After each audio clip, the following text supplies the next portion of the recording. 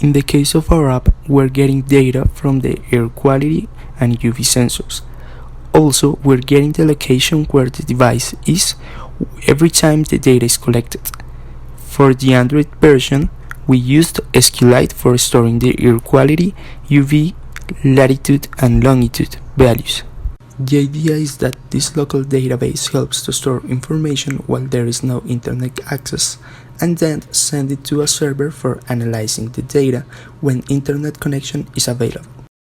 So we implemented an SQLite database to have internal storage that could save all the data that was collected using these sensors.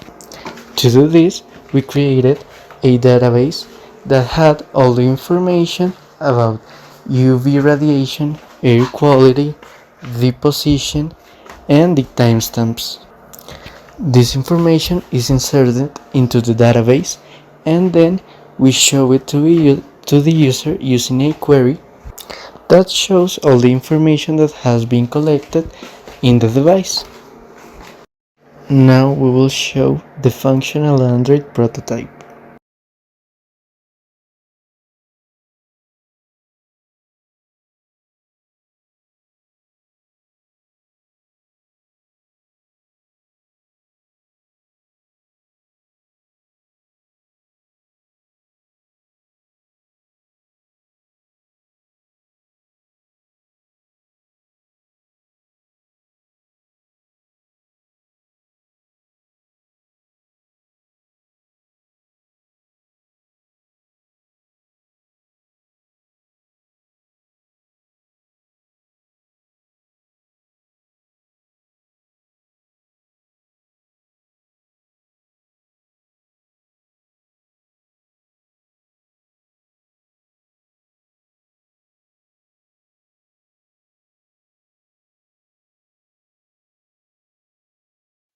In iOS, we implement the same functionality in which the mobile receives the data of the sensors.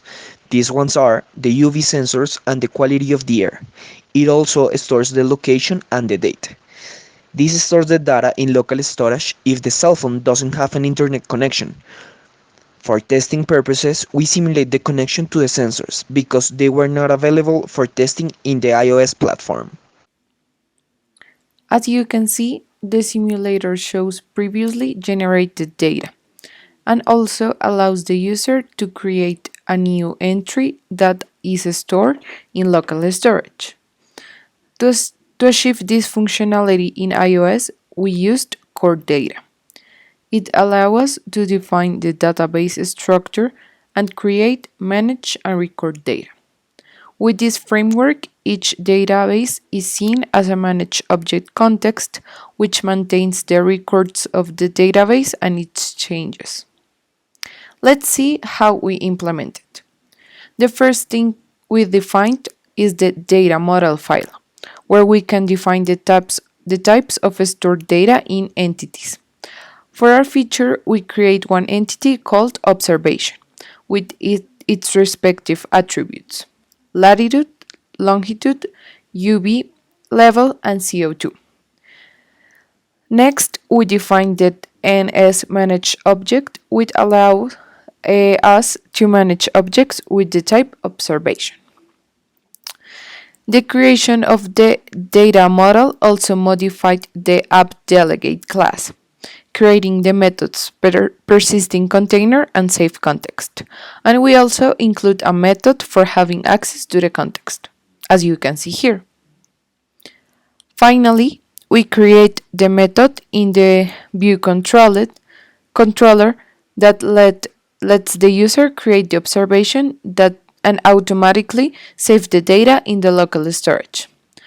Also, we create the relationship between this data and the table that shows it.